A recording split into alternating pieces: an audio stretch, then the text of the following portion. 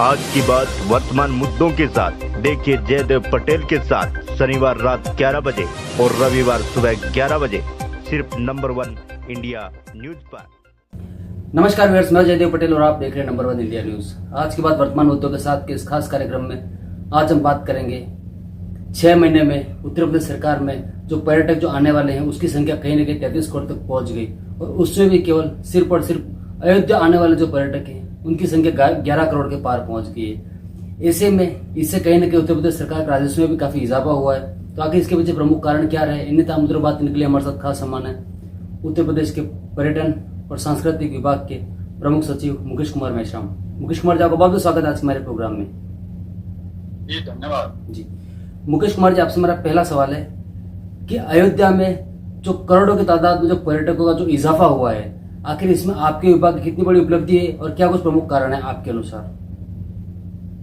मुख्य रूप से उत्तर प्रदेश में अयोध्या के सर्वांगीण विकास के लिए जो प्रयास विभिन्न विभागों ने मिलकर किया है, चाहे वो लोक निर्माण विभाग हो जो सड़कों को चौड़ीकरण करने का काम किया, धर्मार्थ कार्य विभाग हो, वहीं पर जो है आवास विभाग है और सिंचाई विभाग है, इन सभी कई सारे विभाग हैं जिन्होंने सम्मिलित प्रयास किया है और अयोध्या को पूर्ण रूप से एक अच्छे गंतव्य के तौर पर विकसित किया है। सड़कें चौड़ी हुई है, वहां पर चौराहे अच्छे हुए हैं, वहां पे बिजली अच्छी हुई है, पानी का अच्छा साधन विकसित किया गया है। नगरीय विकास विभाग के द्वारा स्वच्छता के लिए विश्व स्तरीय मानकों पर कार्य प्रारंभ किया गया है।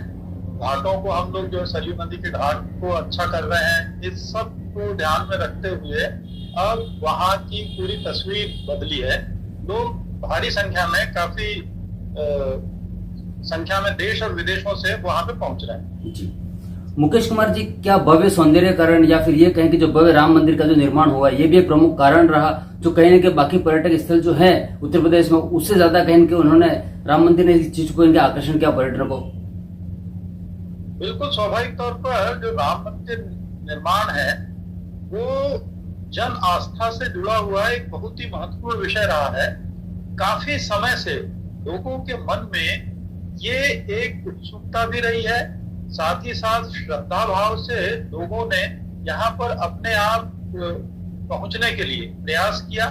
तो हर कोई जानना चाहता था कि वह कौन सी जगह है जहाँ पर पहले एक तरीके से प्रतिबंधित जगह था, बहुत सामान्य दर्शन वहां पर हो नहीं पाते थे, गार्ड्स और रक्षकों की छत्र छाया में वहां सारा कुछ होता था।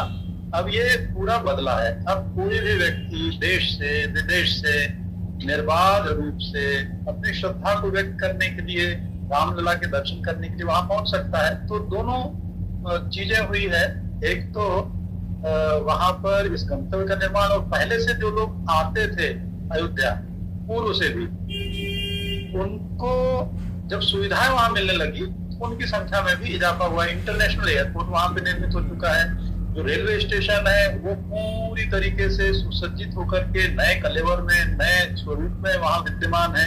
इसी तरीके से जितने भी इंफ्रास्ट्रक्चर फैसिलिटीज है वो भी अच्छी तरीके से डेवलप हुई। जी मुकेश कुमार जी, अगर हम बात करते हैं तो कहीं न कहीं करोड़ों तादाद में जो पर्यटक आ रहे हैं उससे कहीं न कहीं उत्तर प्रदेश के राजस्व का भी बहुत ज्यादा एक इजाफा हो रहा है।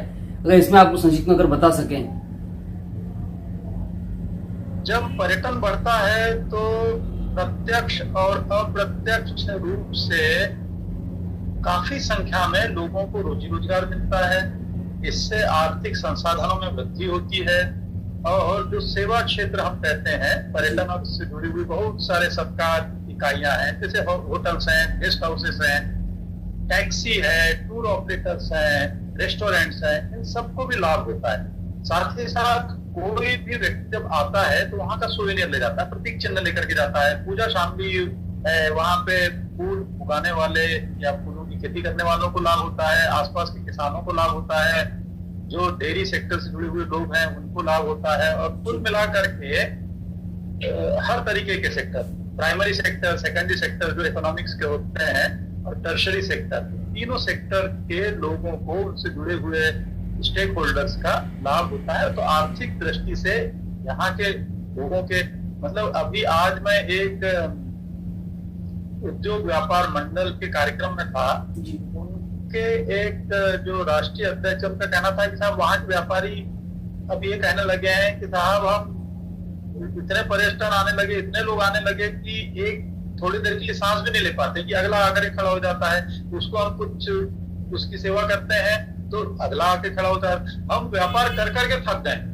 मतलब कि लोगों के अंदर इस विचार की जो मूल भावना को अगर हम देखें तो ये है कि अब समृद्धि की ओर शहरवासी और जो भी लोग इससे जुड़े हुए वो जा रहे हैं। जी मुकेश कुमार जी, दीपावली काफी नजदीक है, ऐसे में अयोध्या और खासकर उत्तर प्रदेश की अगर हम बात करते हैं, दीपोत्सव महोत्सव जो है वो कहीं एक प्रमुख एक त्योहार माना जाता है। इसको लेकर क्या कुछ खास तैयारी पर्यटक विभाग सांस्कृतिक मंत्रालय की तरफ से की गई है, और इसी के साथ साथ इस बार क्या कुछ लक्ष्य आपने निर्धारित किया है, क्या टारगेट सेट किया गया आप लोगों की तरफ से? दीपोत्सव अयोध्या से जुड़ा हुआ दीपावली मनाने का एक महत्वपूर्ण पर्व है और हमने लगातार पिछले कई वर्षों से लगातार हम दीप प्रज्वलित करने का रिकॉर्ड बनाते हैं। Guinness book of world record में दर्ज होता है और अपने रिकॉर्ड को अगले साल तोड़ते हैं जी। तो इस बार भी हम 25 लाख से अधिक दीप प्रज्वलित करके अपना रिकॉर्ड तोड़ेंगे और हम चाह रहे हैं कि अच्छी संख्या में लोग आए, देखें किस तरीके से वहां पर पूरा उत्सव का माहौल होता है। हर गली में, मठ मंदिरों में, जितने स्थल है श्रद्धा के, वहां पर घाट पर, सरयू नदी की राम की पैड़ी पर बहुत ही माहौल इतना अच्छा होता है, आध्यात्मिकता से परिपूर्ण होता है, सांस्कृतिक कार्यक्रमों से परिपूर्ण होता है। उसमें देश की विदेश से भी रामलीलाएं आती हैं प्रस्तुतिकरण करने के लिए और कई जगहों से कलाकार आते हैं, शोभा यात्रा निकाली जाती है। तो उसकी तैयारियां पूरी चल रही है और वहाँ जो विश्वविद्यालय है, जिला प्रशासन है, पर्यटन संस्कृति विभाग है, अन्य दूसरे विभाग है, सब मिल करके उसको सफल करते हैं। जी मुकेश कुमार जी, आपसे मेरा एक आखिरी सवाल है कि जिस तरीके से उत्तर प्रदेश का ओवरऑल जो ग्राफ है 6 महीने का 33 करोड़ के आसपास पर्यटन का जो आने का, और केवल सिर्फ 11 करोड़ जो श्रद्धालु जो है या फिर पर्यटक जो है वो अयोध्या आए, ऐसे में आने वाले समय में क्या पर्यटन और संस्कृति मंत्रालय ऐसे और भी जगह या ऐसी और भी स्थानों को कहीं डेवलप करेगा जो कहीं न कहीं पर्यटकों के लिए आकर्षण का केंद्र बनेगी?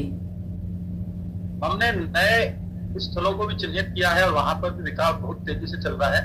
गोला गोकर्ण नाथ एक स्थल है लखीमपुर खीरी में, आस्था का केंद्र है, काफी संख्या में लोग वहां जाते हैं, उसके कॉरिडोर को विकसित कर रहे हैं। माँ विंध्यवासिनी मंदिर मिर्जापुर में है, उसको विकसित किया गया है और बढ़ाया जा रहा है। नैमिषारण्य है जहाँ 88,000 ऋषि मुनियों ने तपस्या की थी, वेद ऋचाओं का पारायण किया था, जहाँ सत्यनारायण भगवान की कथा पहली बार वहां पर प्रस्तुत की गई थी, जहाँ महर्षि दधीची ने अपने उनका कुंड है वहां पे जुड़ा हुआ है।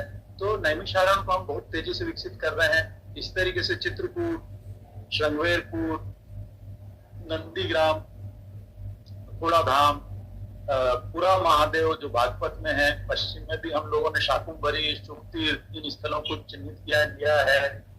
और पूरे प्रदेश में जो शक्तिपीठ हैं या 12 हमारे पर्यटन के सर्किट्स हैं, महाभारत सर्किट है, रामायण सर्किट है, शक्तिपीठ सर्किट है, सूफी आध्यात्मिक सर्किट है, स्वतंत्रता सेनानियों से जुड़े हुए सर्किट है, हमारे यहाँ पे इको टूरिज्म का सर्किट है। सब में कुछ न कुछ काम चल रहा है। लगभग 650 से अधिक स्थलों में पर्यटन विकास के कार्य चल रहे हैं, पर्यटकों को मूलभूत सुविधाएं प्रदान करने के कार्य चल रहे हैं और इससे पर्यटकों को बेहतर सुविधाएं मिलेगी। और निजी सहभागिता से भी पीपीपी मॉडल पे बुंदेलखंड क्षेत्र में किलों महलों को हम हेरिटेज होटल में कन्वर्ट करने का भी काम करा रहे हैं। और ये समझ लीजिए कि आगे आने वाले दिनों में उत्तर प्रदेश पर्यटन एक नई दिशा में जो अग्रसर हुआ है वो और बेहतर से बेहतर कामयाबी के शिखर पर पहुंचेगा। जी मुकेश कुमार जी, आपने हमारे लिए समय निकाला और महत्वपूर्ण जानकारी हमारे साथ साझा करी, उसके लिए आपका बहुत बहुत धन्यवाद। बहुत बहुत धन्यवाद आपका, उन्होंने मुझे इस योग्य समझा।